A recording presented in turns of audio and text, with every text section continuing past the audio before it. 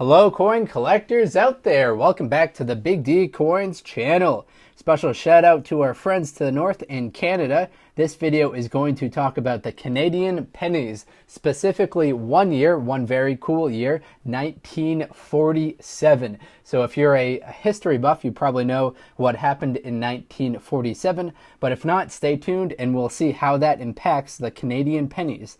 So up at the top right here, we have a set of Canadian pennies. These are known as the George V penny, because that's who appears on the obverse of the coin. These were made from 1920 until 1936. Then down here, we have two different varieties. This one right here was made from 1937 until 1947. This one right here was made until 1948 until 1952. And this one down here, these two down here have George VI on them. So George number 5 up here, George number 6 down here.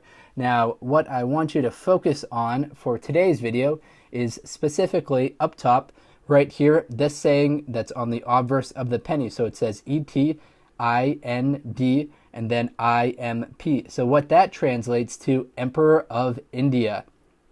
So we see Emperor of India on all of these pennies. And now just to show you the date on the top section up here, these ones are dated 1920, 1921, and 1928. So we have that IMP going across on all of these George V pennies. Now we go down to these two down here and take a look at what we've got for these two down here. So we see IMP, so Emperor of India on this one right here. Now this coin looks exactly identical. It's got that same portrait of George VI on it, except it does not have that saying going around the right side. So there must have been something that caused this, and that was due to the fact that in 1947, India gained their independence from the United Kingdom. Now, since Canada uses the same, has the same obverse as the United Kingdom pennies do, as the United Kingdom, because that's where their heritage is from, the Canada pennies had that same George V and George VI on their obverse that's borrowed from the United Kingdom. So India gains their independence in 1947. However, in 1947, the Royal Canadian Mint is already busy minting 1948 Canadian pennies. But they didn't do that. They couldn't release those 1948s because in 1948 it wouldn't have been appropriate if their pennies had the Emperor of India on them. So what they did is they decided to keep the same obverse of the coin. That way they wouldn't have to change the front of their master die. And instead, on the back, on the reverse side, what they did is they had 1937. They kept the same date as the previous year, except they added a maple leaf. So if you've got one that's dated 1937 and it's got a maple leaf on it, that means it was actually made in 1948, which is pretty cool. So in 1937, your coin could have been made in 1937 or in 1947 or in 1948. My apologies if I said 1937. I've been intending to say 1948. So 1948 is when they backdated some of the coins to say 1947.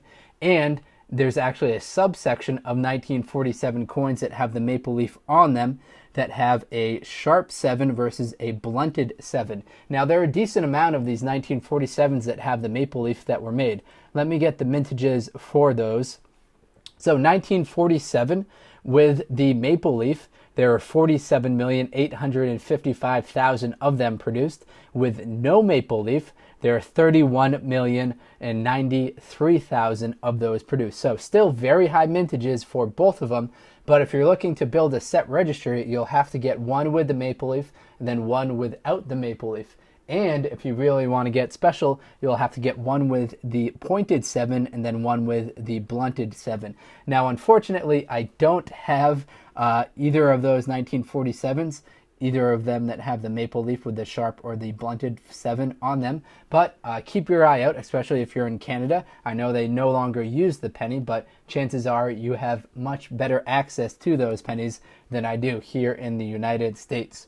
So that's what you should be looking for. Let's quickly recap some of the mintages on these coins, some other stuff that I might have kind of glossed over and taken for granted that you understood. So the highest mintage for the series that was made from 1937 to 1947 is going to be the year 1943, in which there are 89 million of them that were made. The lowest mintage year, interestingly, is the first year that they came out, in which there are only 10 million of them made.